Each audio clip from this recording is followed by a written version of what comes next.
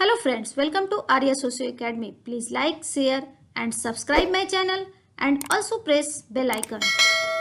Hello friends, welcome to Arya socio academy. आज हम लोग जो एमसीक्यूज़ पढ़ेंगे वो संस्कृति के बारे में है। संस्कृति पर आधारित आज का एमसीक्यूज़ है। चलिए शुरू करते हैं। क्वेश्चन नंबर 1, पर संस्कृति ग्रहण प्रक्रिया से क्या तात्पर्य है, अर्थात पर संस्कृति ग्रहण का क्या अर्थ होता है।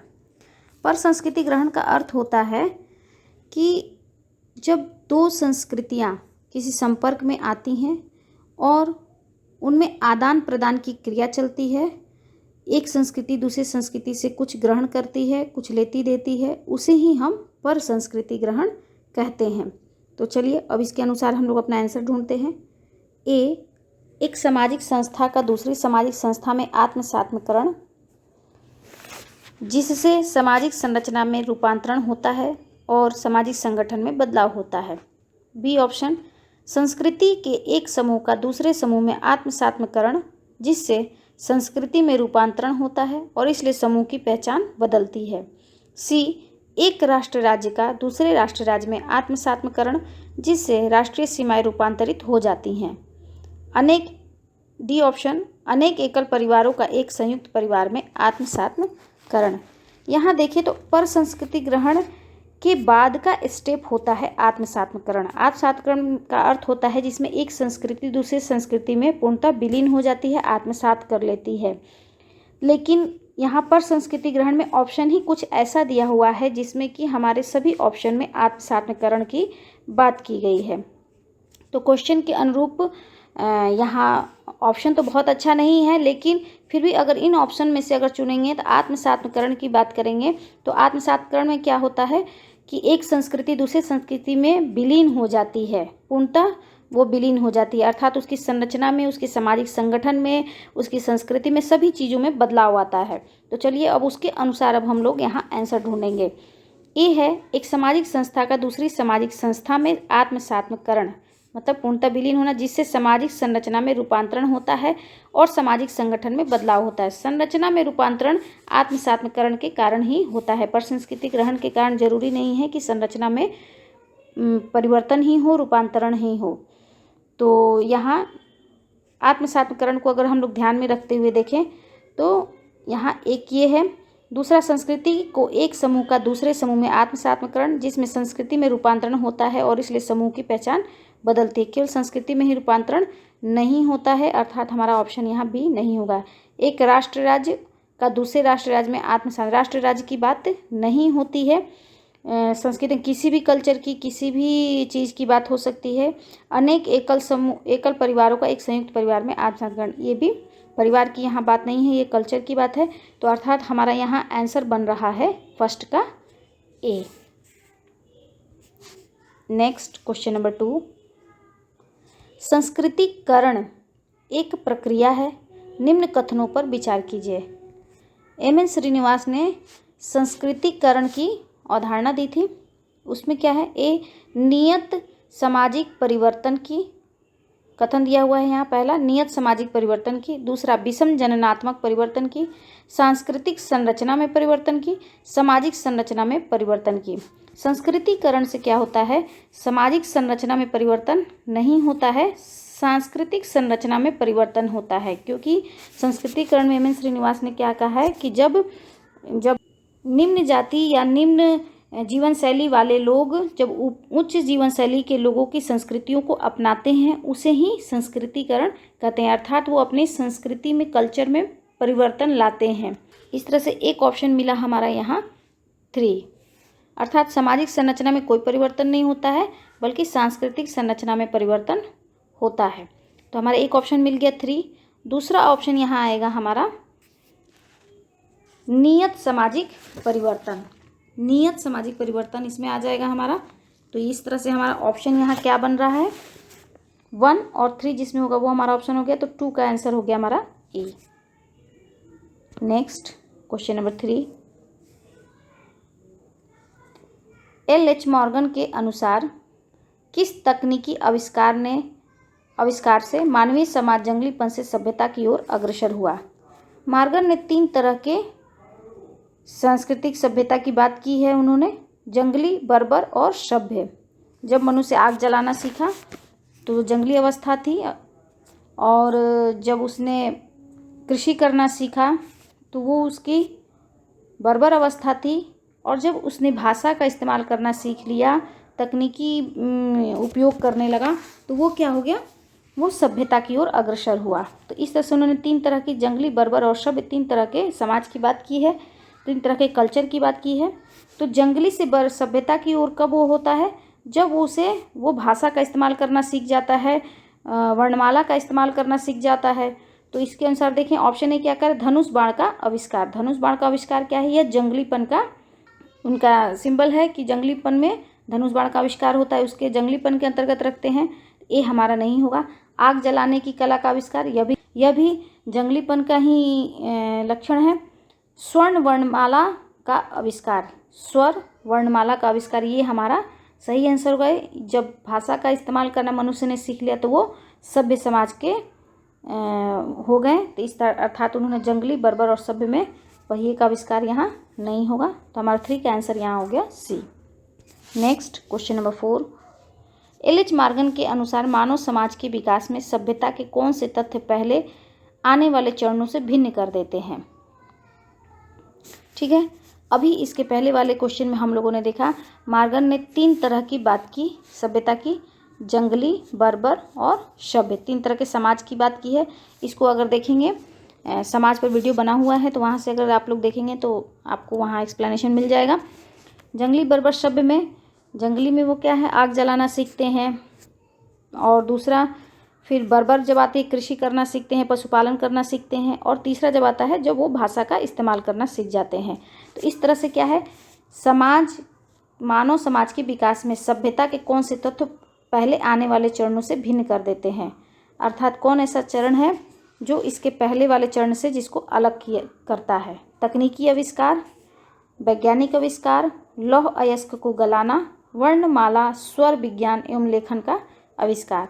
तो वर्णमाला, स्वर विज्ञान एवं लेखन के आविष्कार के कारण ही मनुष्य बर्बर से सभ्य समाज की ओर बढ़ता है मॉर्गन के अनुसार। तो 4 का आंसर यहाँ हमारा हो गया डी। नेक्स्ट क्वेश्चन नंबर 5, निम्न में से किसने संस्कृति की वैचारिक व अनुभूति पूरक श्रेणियों में भेद को सामने रखा है।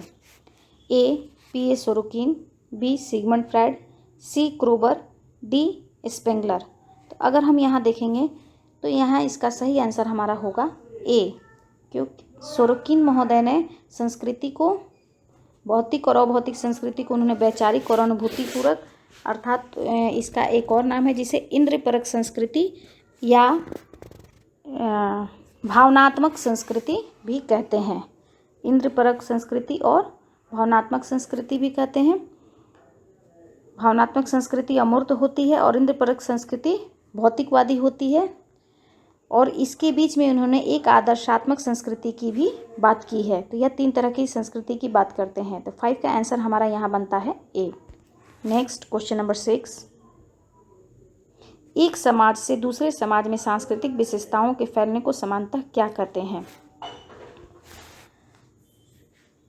एक समाज से दूसरे समाज में सांस्कृतिक विशेषताओं को फैलना, सांस्कृतिक विशेषताओं को फैलने को क्या कहते हैं। ए संक्रमण, बी प्रसरण, सी सांस्कृतिकरण, डी विभेदीकरण। संक्रमण क्या होता है, एक स्थिति से दूसरी स्थिति के में परिवर्तित होने की बीच की स्थिति को संक्रमण कहते हैं। और प्रसरण डिफ्यूज़न, अर्थात प्रसार, फैलना, इसका हिंदी अगर देखें तो प्रसार। तो हमारा आंसर तो यहाँ बनता है बी प्रसार। संस्कृतिकरण एम.एन. श्रीनिवास ने अवधारणा दी थी। विभेदीकरण अर्थात किसी भी चीज़ के बारे में, किसी भी चीज़ का विभेद करना विभेदीकरण है। तो 6 का आंसर हमारा यहाँ बनता है बी। नेक्स्ट, जब अनुकूली संस्कृति में बदलाव आने से पहले भौतिक संस्कृति में बदलाव आता है। देखिए यहाँ एक अनुकूली संस्कृति है और एक भौतिक संस्कृति है। अनुकूली संस्कृति में बदलाव आने से पहले भौतिक संस्कृति में बदलाव आता है, तो समायोजन तब तक शुरू नहीं हो सकता जब तक समायोजन हेतु आवश्यक परिवर्तन नहीं हो जाता। लेकिन पुरानी प्रथाएं चलती रहती हैं और काफ़ी हानिप्रद परिणामों को लाती रहती हैं। ऐसी स्थिति में क्या होता है? अर्थात भौतिक संस्कृति तो आगे बढ़ जाती है, इसमें काफ़ी परिवर्तन होने लगता है, और अनुकूली संस्कृति में परिवर्तन नहीं होता है, जिससे कि हानिप्रद परिणाम आते हैं। इसे हम क्या कहते हैं? ए, सांस्कृतिक वंचन, बी, सांस्कृतिक पश्चाता, सांस्कृतिक प्रसरण, डी, सांस्कृतिक निर्धारणवाद। तो सांस्कृतिक वंचन इसे नहीं कहेंगे, यहाँ कोई अभाव की बात नहीं हो रही है, एक दूसरे से कोई कंपेयर की बात नहीं है। संस्कृति प्रसरण, यह कोई फैलाव नहीं है, यहाँ है कि एक आगे निकल रहा है और एक पीछे रह जा रहा है। भौतिक संस्कृति आगे हो जा रही है और अभौतिक संस्कृति अर्थात अनुकूली संस्कृति पीछे रह जा रही है, जिसे सांस्कृतिक विलंबना या सांस्कृतिक पश्चाता कहते हैं। इसकी अवधारणा अकबर महोदय ने दी थी। इनकी बुक सोशल चेंज 1922 में आई थी। इन्होंने भौतिक संस्कृति और अभौतिक संस्कृति की बात की थी। संस्कृति पे, कल्चर पे वीडियो बना हुआ है, आप वहाँ देखेंगे तो इसको बहुत आसानी से समझ जाएंगे और इसका आप डिटेल में स्टडी कर पाएंगे। और सांस्कृतिक निर्धारणवाद नहीं है, तो 7 का आंसर हमारा यहाँ बनता है बी। Next question number 8। ऐसी स्थिति जिसमें लोग अपने सांस्कृतिक मूल्यों को सार्वभौमिक रूप से वैध मानते हैं और अन्य सभी संस्कृतियों की तुलना में उन्हें श्रेष्ठ मानते हैं, क्या कहते हैं? संदर्भ समूह का जब आप वीडियो देखेंगे तो वहाँ इस तरह का ये टॉपिक कल्चर में भी आता है, संदर्भ समूह में भी आता है। अर्थात अपने समूह के मूल्यों को, मान्यताओं को, अपने समूह को श्रेष्ठ समझना क्या होता है? स्वजाति केंद्रवाद होता है, नृजाति केंद्रवाद होता है, एथनोसेंट्रिज्म होता है। तो यही स्थिति यहाँ का है कि ऐसी स्थिति जिसमें लोग अपने सांस्कृतिक मूल्यों को सार्वभौमिक रूप से वैध मानते हैं, अर्थात अब उनके जो मूल्य हैं, उनकी जो मान्यताएं हैं, उसको वो लोग सब बोलते हैं कि सभी समाज में यह वैध है और सभी संस्कृतियों की तुलना में वे श्रेष्ठ हैं। इसे क्या कहते हैं? ए, सांस्कृतिक अंतर्लयन, बी, समंजन, डी, नृजाति केंद्रवाद, सी, नृजाति केंद्रवाद, डी, सांस्कृतिक अभय भाविता। तो हमारा आंसर क्या हो जाएगा? सी, नृजाति केंद्रवाद, एथनोसेंट्रिज्म। 8 का answer C. Next question number 9। किस अवधारणा में एम.एन. श्रीनिवास ने जाति में गतिशीलता को सामाजिक एवं सांस्कृतिक परिवर्तन की प्रक्रिया की तरह समझाया है? एम.एन. श्रीनिवास ने कहा कि जाति में भी क्या है, गतिशीलता होती है और किसके माध्यम से होती है, यही हमें बताना है। जाति में गतिशीलता में जो सामाजिक और सांस्कृतिक परिवर्तन होता है उस प्रक्रिया को क्या कहते हैं? ए, संस्कृतिकरण, बी, निरपेक्षतावादीकरण, सी, पाश्चात्यकरण, डी, आधुनिकीकरण। पाश्चात्यकरण, आधुनिकीकरण की कोई बात नहीं है, निरपेक्षतावादीकरण की बात नहीं है, संस्कृतिकरण की यह अवधारणा यहाँ होती है। संस्कृतिकरण एम.एन. श्रीनिवास ने बताया कि जब निम्न संस्कृति के लोग, जब उच्च संस्कृति के लोगों के कल्चर्स को अपनाते हैं तो उसे ही संस्कृतिकरण कहते हैं। अपनी समाज में अपनी सामाजिक सांस्कृतिक परिवर्तन के माध्यम से ऊंचा उठने के प्रयास करते हैं, उच्च संस्कृति के उनके विचार, उनके क्रियाकलाप इत्यादि को अपनाते हैं, उनके कल्चर को अपनाते हैं, तो उसे ही हम संस्कृतिकरण कहते हैं। तो यहाँ हमारा 9 का आंसर हो जाता है ए। Next question number 10। निम्न औजार में से किस औजार ने एक नीरव क्रांति हुई जिसमें घुमंतु जीवन से कृषि समाज में बदलाव आ गया? मार्गन महोदय ने जंगली बर्बर और सभ्य की जो बात की, तो जंगली से बर्बर की तरफ किस औजार के आविष्कार से बदलाव आया? ए, चकमक पत्थर, बी, गुलेल, सी, हस्त कुठार, डी, कुदाल। तो क्या है, कुदाल के आविष्कार से ही कृषि को प्रोत्साहन मिला, कृषि आगे बढ़ी। तो हमारा यहाँ आंसर हो जाता है 10 का डी। Next question number 11। एक समूह से दूसरे समूह तक सांस्कृतिक लक्षणों का फैलाव कहलाता है। सांस्कृतिक लक्षणों का फैलाव, प्रसार क्या कहलाता है? ए, प्रसरण, बी, आत्मसात्मकरण, सी, संस्कृति संक्रमण, डी, सांस्कृतिक एकीकरण। आत्मसात्मकरण क्या होता है? जब एक संस्कृति दूसरी संस्कृति में पूर्णतः विलीन हो जाती है तो यह आत्मसात्मकरण है। सांस्कृतिक संक्रमण एक स्थिति से दूसरी स्थिति में परिवर्तित होने की बीच की स्थिति को सांस्कृतिक संक्रमण कहते हैं। और सांस्कृतिक एकीकरण अर्थात दो संस्कृतियां जब आपस में मिल जाती हैं तो सांस्कृतिक एकीकरण कहते हैं। और प्रसरण क्या कहते हैं? एक संस्कृति का जब फैलाव चारों तरफ होता है या जिस भी तरफ हो तो वो सांस्कृतिक प्रसरण कहलाता है। तो इसके अनुसार, क्वेश्चन के अनुसार हमारा आंसर क्या बन रहा है? फैलाव पूछ रहा है तो फैलाव का अर्थ क्या हो गया? प्रसरण। ए, 11 का answer A. Next question number 12, निम्न कथनों में से कौन सा एक सही है? यहाँ कुछ कथन दिए हुए हैं, यहाँ हमें बताना है कि सांस्कृतिक सापेक्षवाद को निम्न कथन में से कौन सा कथन स्पष्ट करता है? ए, एक पहचान है जो प्रत्येक संस्कृति में अपने मानदंडों से निर्धारित होती है, यह एक पहचान है। बी, यह एक तर्क है जिसके अनुसार संस्कृति के विभिन्न भाग एक दूसरे से अंतः संबंधित हैं। सी, सांस्कृतिक सापेक्षवाद का अभिप्राय है कि विभिन्न संस्कृति परिसिद्ध रूप से आंकी जा सकती हैं। डी, सांस्कृतिक सापेक्षवाद का अभिप्राय है कि विभिन्न संस्कृतियां सार्वभौमिक तत्वों के प्रसंग में एक दूसरे से जुड़ी हैं। तो सांस्कृतिक सापेक्षवाद का अर्थ होता है, पहले ये जान लीजिए, सांस्कृतिक सापेक्षवाद का अर्थ होता है कि कोई भी संस्कृति अच्छी या बुरी नहीं होती है, वो अपने वातावरण के अनुसार, वो अपनी परिस्थिति के अनुसार, वो उस समाज के लिए, उस सोसाइटी के लिए वो उपयोगी होती है। तो अर्थात किसी भी संस्कृति को हम अच्छा या बुरा नहीं कह सकते हैं। तो अर्थात ये क्या कह रहा है? एक पहचान है जो प्रत्येक संस्कृति में अपने मानदंडों से निर्धारित होती है, यह बिल्कुल सही है। एक तर्क है जिसके अनुसार संस्कृति विभिन्न भाग एक दूसरे से अंतः संबंधित हैं, यह अंतः संबंधित की बात नहीं कहता है। और इसको परिशुद्ध रूप से आंकने की भी बात भी यह नहीं है। और संस्कृतियाँ सार्वभौमिक तत्वों के प्रसंग के एक दूसरे से जुड़ी हैं, एक दूसरे से जुड़ी हुई नहीं है। अर्थात हमारा 12 का आंसर यहाँ निकल गया ए। नेक्स्ट क्वेश्चन नंबर 13, निम्न में से किन अवधारणाओं के अंतर्गत मेरियट ने रचनांतरण की व्याख्या धर्म ग्रंथीय रोस्टर से ईश्वर को एक विशिष्ट स्थान के वास्तविक तथा स्थानीय प्रवृत्ति द्वारा की है? मैकी मेरियट की ये बात कर रहे हैं। इनके अनुसार धर्म ग्रंथीय रोस्टर से ईश्वर को एक विशिष्ट स्थान के वास्तविक तथा स्थानिक प्रवृत्तियों द्वारा की है। ये कहते हैं कि ईश्वर का कौन सी वो अवधारणा देते हैं जो स्थानीय भी है और धर्म और उसका विशिष्ट स्थान है और वो सार्वभौमिक भी है। मैकी मेरिट की अवधारणा ये है, इन्होंने दो अवधारणाएं दी हैं, सार्वभौमिकीकरण और स्थानीयकरण। तो ए है सार्वभौमिकीकरण एवं संकुचितीकरण, बी सामान्यीकरण तथा सार्वभौमिकीकरण, सी संकुचितीकरण तथा विशिष्टीकरण, डी विशिष्टीकरण तथा बहुलवाद। तो आसानी से इसका आंसर विशिष्टीकरण बहुलवाद ये नहीं कहते हैं।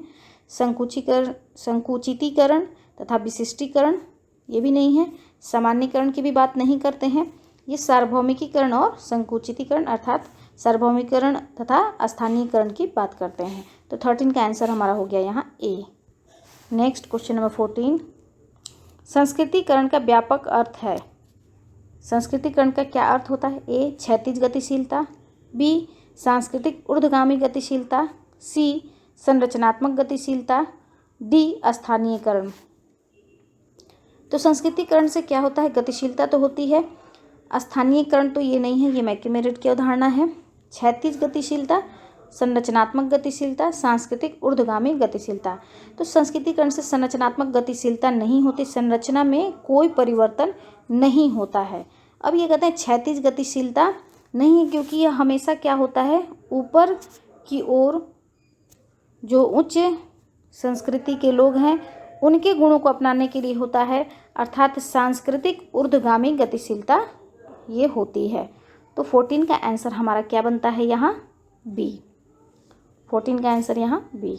नेक्स्ट क्वेश्चन नंबर 15, लिंटन के अनुसार एक संस्कृति में निम्न वर्गों को कौन सी विशेषताएं पाई जाती हैं? लिंटन ने संस्कृति के 3 तरह की संस्कृति की बात करते हैं। एक सांस्कृतिक सार्वभौमिक की बात करते हैं, एक विशिष्ट संस्कृति की बात करते हैं और एक सांस्कृतिक विकल्प की बात करते हैं। 3 तरह के कल्चर की बात करते हैं।